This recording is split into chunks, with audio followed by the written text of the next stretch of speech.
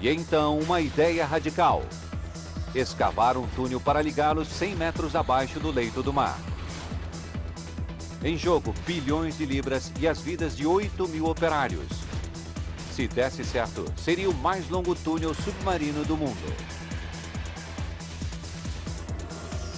Mas inundações, incêndios e uma crise financeira deixou o Eurotúnel à beira do desastre desde o início.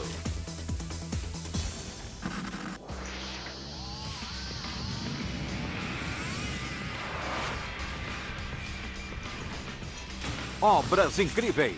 Eurotúnel. 7 anos foram precisos para construí-lo, e os engenheiros o chamam de uma das 7 maravilhas do mundo moderno. Tudo começou na Europa, mais especificamente Inglaterra e França. Desde que as geleiras da era glacial derreteram 13.000 anos atrás, os dois países estão separados por uma formidável massa de água, o Canal da Mancha. As duas nações passaram séculos guerreando, e para muitos ainda é uma relação de amor e ódio. Mas o grande estímulo comercial para os dois países é um incentivo do qual ninguém pode abrir mão. Em 1986, a primeira-ministra britânica Margaret Thatcher e o presidente francês François Mitterrand decidiram construir o Eurotúnel. Toda a verba de 3 bilhões de dólares seria fornecida pela iniciativa privada.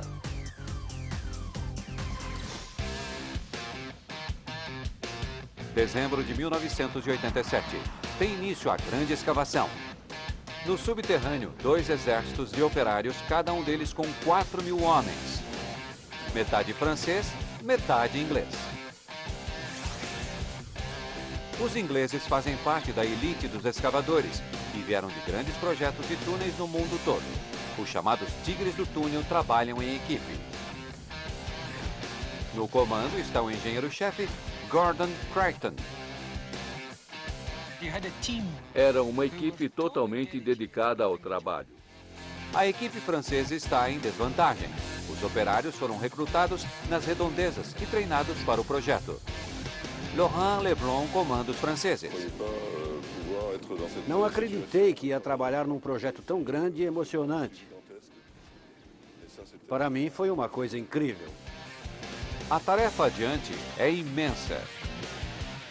O Eurotúnel se estenderá 2 vezes mais sob a água do que qualquer túnel já construído. Será preciso escavar 2 túneis ferroviários e um túnel central de serviço. Juntos terão a mesma largura de uma estrada de 4 pistas. Também serão feitos 245 túneis de ligação e rotas de fuga em caso de um acidente ou incêndio. Quando a escavação começa, os operários estão cientes da enorme escala e dos perigos do trabalho que farão.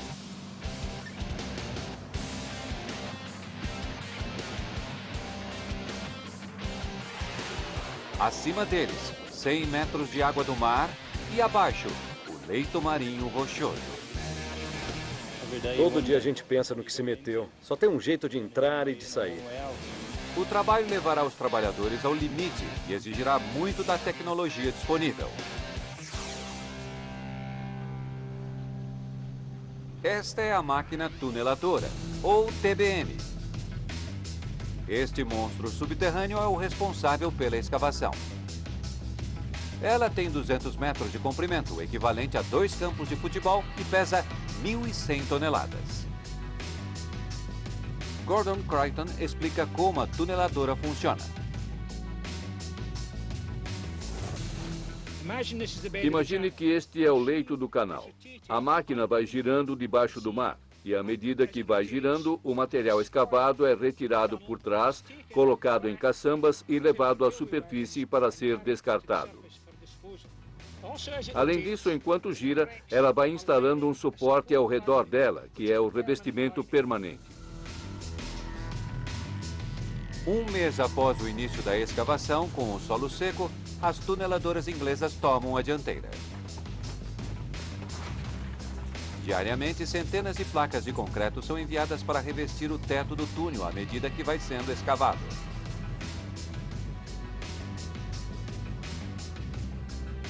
As TBMs recebem as placas de concreto e avançam sem parar. Crichton sabe que o cronograma é apertado. A rivalidade entre as equipes mantém a escavação dentro do cronograma. Mas velocidade não é tudo. O sucesso depende de manter os dois lados no caminho certo. Se estiverem na direção errada, correções de última hora no traçado poderão criar curvas fechadas.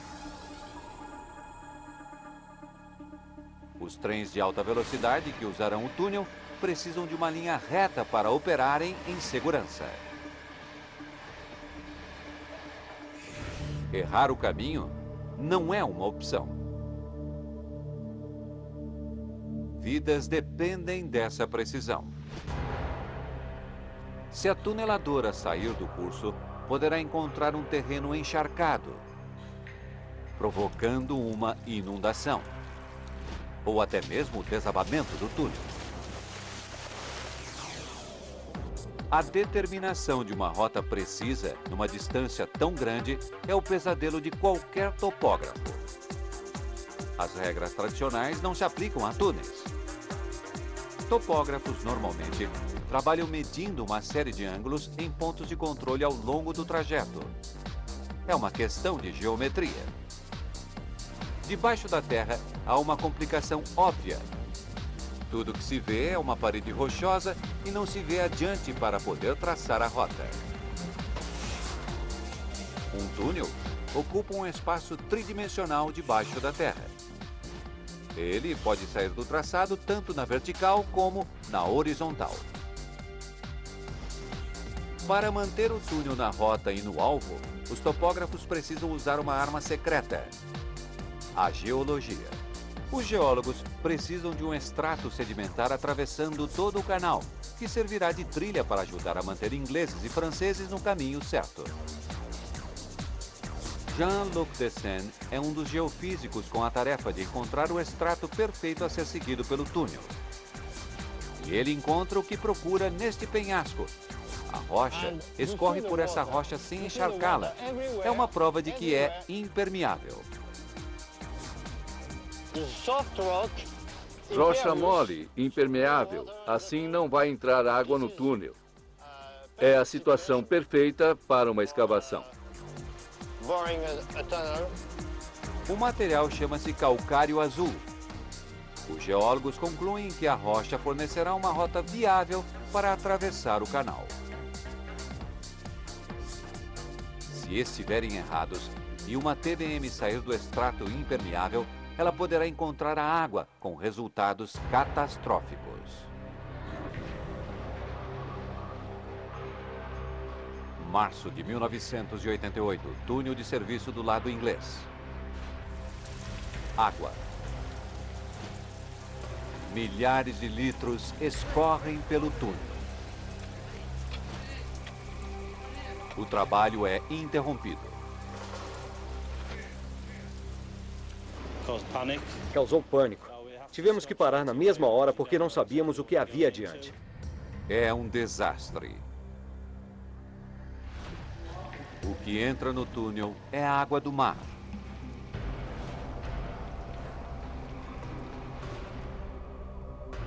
A água penetra com a força de uma mangueira de bombeiro. 300 litros por minuto. Então, surge uma rachadura no teto do túnel. Pedras começam a cair. A água penetra pelas fissuras e solta pedaços do teto. O engenheiro-chefe Gordon Crichton tem de acabar com os vazamentos, mas antes precisa descobrir a causa. Um levantamento de 18 meses encontrou uma camada especial de rocha que deveria ser impermeável. Mas, na verdade, o extrato rochoso pelo qual o túnel passa está repleto de falhas geológicas.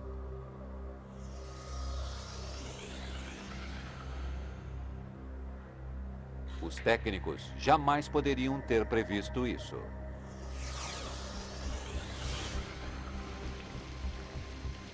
No lado inglês, Crichton evita um desastre. Os Os operários fecham os vazamentos e trocam o revestimento de concreto por placas de ferro fundido, mais resistentes. Os franceses também têm problemas com a água.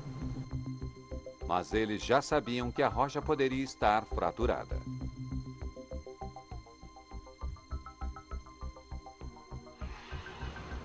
A decisão francesa de usar TBMs impermeáveis começa a dar retorno.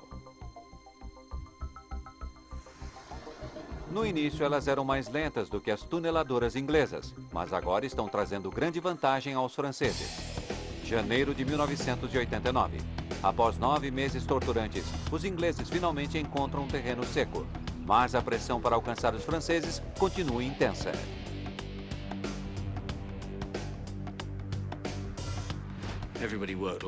Todos faziam hora extra, tínhamos que fazer no prazo, tínhamos que cumprir o programa. Mas pelo menos eles estão de bom humor. As condições do solo melhoraram, tudo está no lugar e começamos a acelerar. Mas o sucesso traz um problema. O uso intenso de placas de revestimento ameaça acabar com o estoque delas. A escavação então poderá parar, causando um prejuízo de milhões de libras.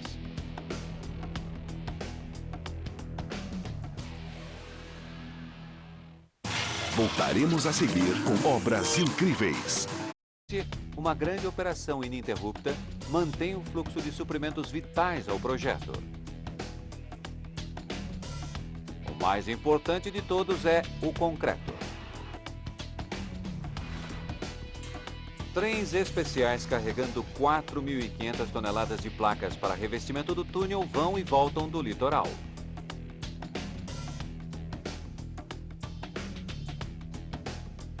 Mas a equipe inglesa está prestes a ter outro problema. O litoral francês plano fornece espaço suficiente para o armazenamento de placas de revestimento próximo à entrada do túnel. Mas penhascos de 50 metros no lado inglês restringem o espaço de armazenamento. Com o aumento da velocidade de escavação, o espaço fica cada vez mais limitado. Por sorte, alguém tem uma ideia. Diariamente, as tuneladoras produzem 36 mil toneladas de pedras e terra que são consideradas entulho. Por que não usá-las para resolver o problema de armazenamento? O material poderia ser enviado para estender a linha costeira inglesa, fornecendo o espaço tão necessário. É um plano ousado. O problema de armazenamento é resolvido e a Inglaterra fica 36 hectares maior. No subterrâneo, a hora da verdade se aproxima com ingleses e franceses se aproximando do ponto de contato. Após 3 anos e 37 quilômetros escavados, será que as duas equipes vão de fato se encontrar no meio? Quando uma pequena broca penetra o solo, uma corrente de ar penetra no túnel. Ar da França. Operários franceses e ingleses rapidamente quebram a rocha que separa os dois países desde a era glacial. E então, um momento histórico. Passaram! Passaram! Eles passaram! Passaram! Passaram! Eles passaram!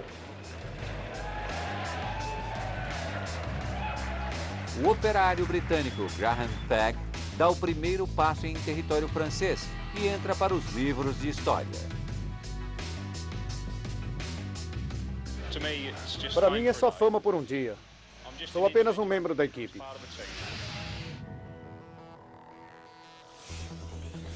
Pela primeira vez em 13 mil anos, a Inglaterra foi religada ao continente europeu. Não foi um simples encontro de túneis. O ponto de contato ocorreu a 35 centímetros do local planejado. É a largura de um aparelho de TV portátil. Os ingleses venceram a corrida da escavação, mas se os franceses tivessem chegado primeiro, os ingleses teriam que correr para alcançá-los. Eis o motivo.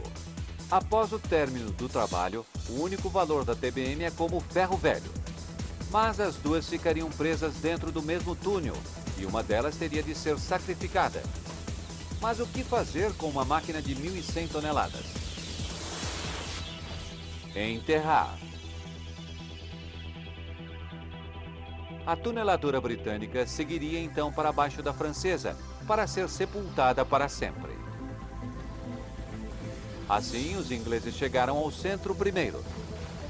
Mas um veículo francês fez a primeira viagem sob o canal.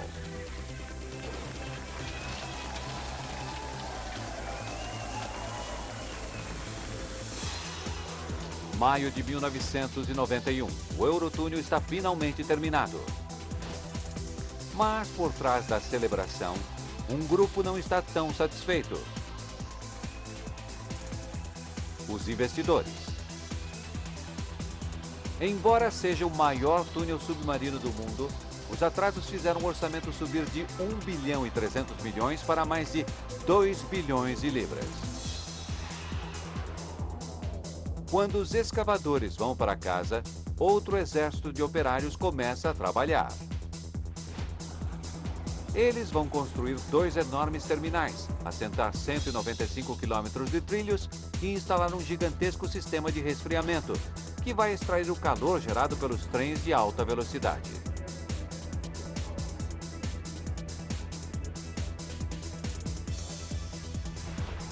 (6 de maio de 1994). A rainha inglesa e o presidente francês inauguram o túnel. Com 1 ano de atraso. No início, os trens só podiam levar caminhões. 6 meses depois, já podiam levar carros de passageiros. Uma travessia do canal por balsa da Inglaterra à França leva 1 hora e 15 minutos. O uso do túnel encurta a viagem para apenas 35 minutos. Mas alguns acham que as pessoas têm medo de usá-lo, diante da possibilidade de um desastre. Juros altos e a concorrência de balsas e companhias aéreas levam o túnel a uma dívida ainda maior. Em 1996, o Eurotúnel já estava aberto há mais de 1 ano, mas os negócios iam mal. E além disso, o túnel está prestes a viver seu pior momento. 18 de novembro de 1996, Sanguette, no lado francês do Eurotúnel. 9 horas e 48 minutos da noite. O trem de carga número 7539 se aproxima do túnel, a caminho da Inglaterra. A bordo, uma carga letal. Um caminhão pega fogo lançando fumaça e chamas. Funcionários detectam um incêndio e comunicam imediatamente a ocorrência. Mas o trem já está vários quilômetros adiante sob o mar. Um dos 31 passageiros a bordo é o caminhoneiro britânico Brian Chilton.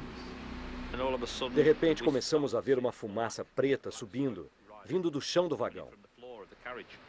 Às 9 horas e 51 minutos, o Centro de Controle de Incêndios aconselha o condutor a seguir em frente.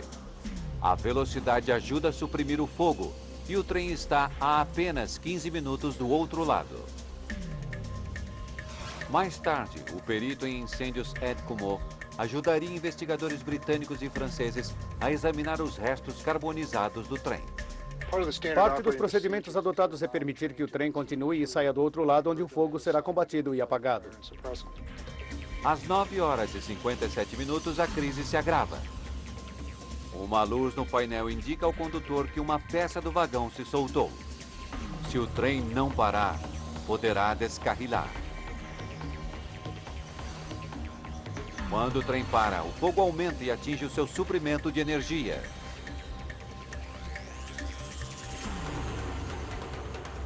As luzes se apagaram. Parecia o inferno.